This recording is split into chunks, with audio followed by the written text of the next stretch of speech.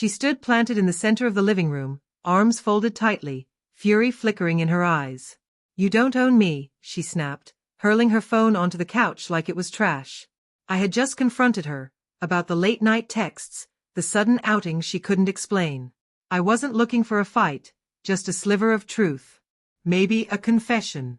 Maybe something real. Instead, she met me with defiance. Those words hit me like a hammer. "You don't own me." They echoed in my head again and again, a relentless bell that wouldn't stop ringing. I didn't fire back. I didn't shout.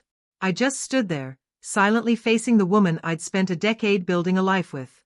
I wanted to yell, to demand an answer. Why did you throw it all away? But I didn't. A quiet shift happened inside me, not rage, but a sudden, painful clarity.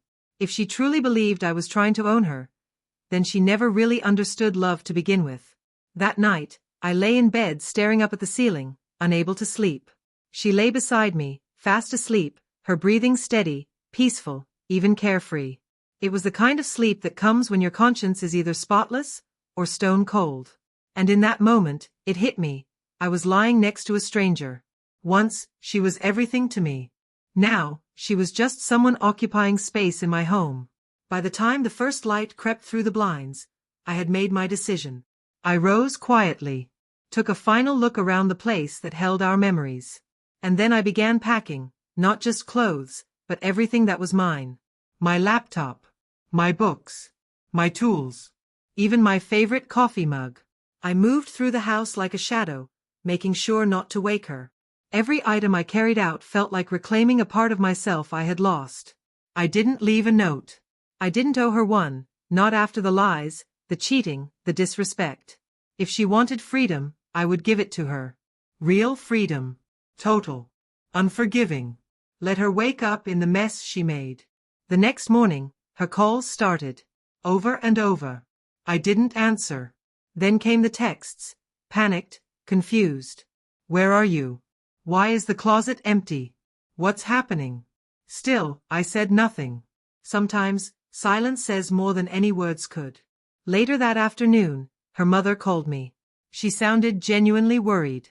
Apparently, my wife had broken down when she realized I was really gone. She had expected an argument. A confrontation. She thought I'd shout or plead. But not this. She never expected to be met with absence. She thought love made me weak. It didn't.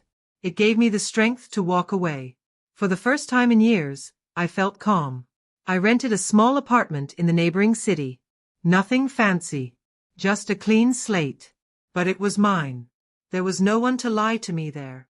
No one to wonder about. No one to betray me behind my back. The quiet wasn't painful anymore. It became peace. She kept trying to reach out. Her tone shifted, from anger to sadness, then to regret. She begged to talk. To explain. To make things right. But how do you rebuild something when the foundation has crumbled? What could she possibly say that would erase what she'd done? Some mutual friends reached out. They said she wasn't doing well. Rumor was, the guy she cheated with? He disappeared the moment I did. No backup plan. Just loneliness and the taste of her own decisions. She thought I'd always be there, waiting. No matter how badly she hurt me. She was wrong. Then, one evening, I received a long email. Pages of emotion poured out, her confessions, her regrets. She admitted everything. How she thought I'd never walk away. How she got caught up in someone else's attention. How she craved freedom, never imagining it would mean being alone. She begged for another shot. Another chance. I never replied. Not to be cruel, but because there was nothing left inside me to give. I had already given her the best of who I was. And now, that part belonged to me again. I wasn't bitter anymore. Just free. Sometimes people don't realize the value of something until it slips away. Sometimes, they confuse love with control, and faithfulness with possession. But I had loved her selflessly. With depth. With honesty. She mistook that for chains. Now, she wakes up in the same house.